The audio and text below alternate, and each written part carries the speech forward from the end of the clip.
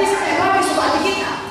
Ya, Tuhan bilang jangan bikin itu, jangan jorok-jorok. Artinya jangan lakukan dosa. Pasti pula aku suka ini. Nah, bisa saudara. Ada kodrat anak Tuhan, gembala atau domba Tuhan. Ada Roh Kudus. Makanya kita tidak mau dosa. Itulah tandanya yang sudah ada lahir baru kepada kita. Jadi saya singkatkan saja. Roma 12 ayat 12 berkata harus berubah.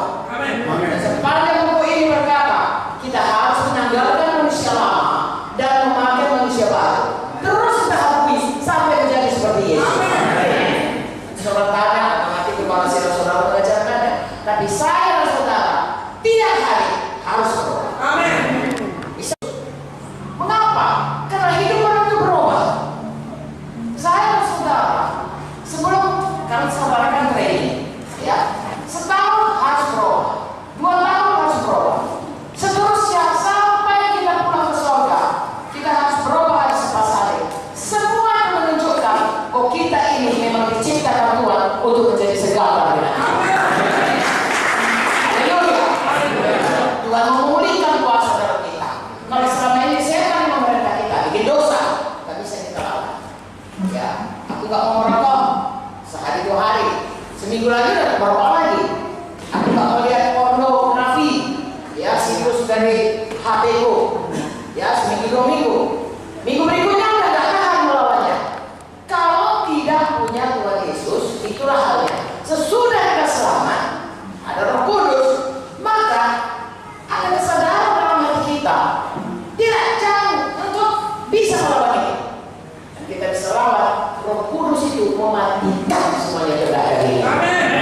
Bukan hanya dosa diampuni, tapi yang berdosa itu pun dilepaskan Tuhan dari kita.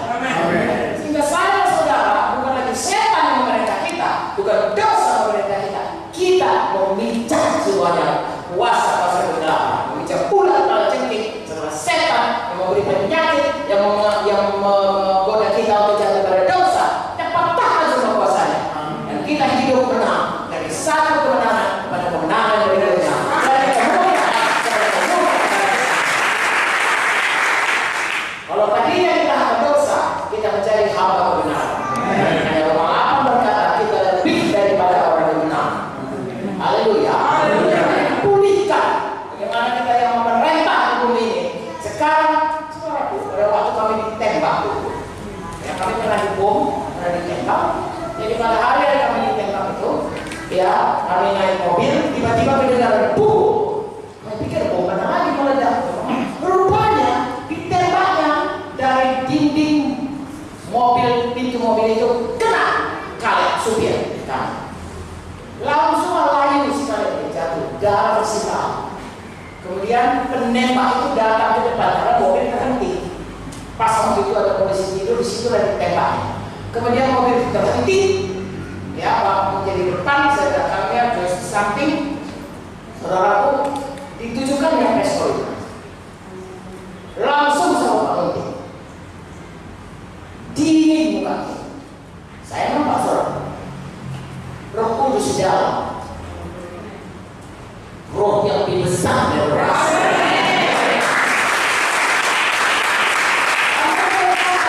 Saya serentak berkata, dalam nama Yesus, dalam Yesus, tidak bisa kau tembak.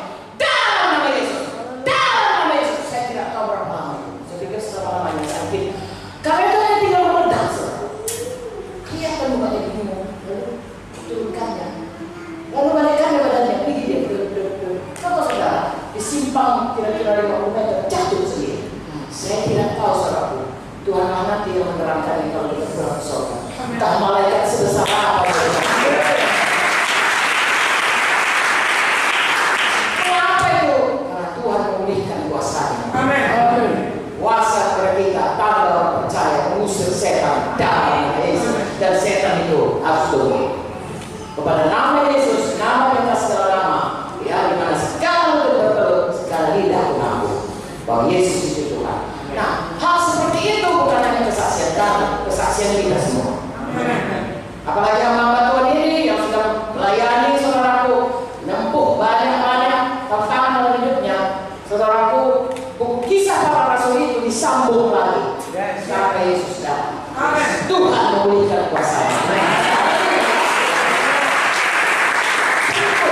Makanya saudara, untuk apa kita selamat? Itu aja ya hidup kita.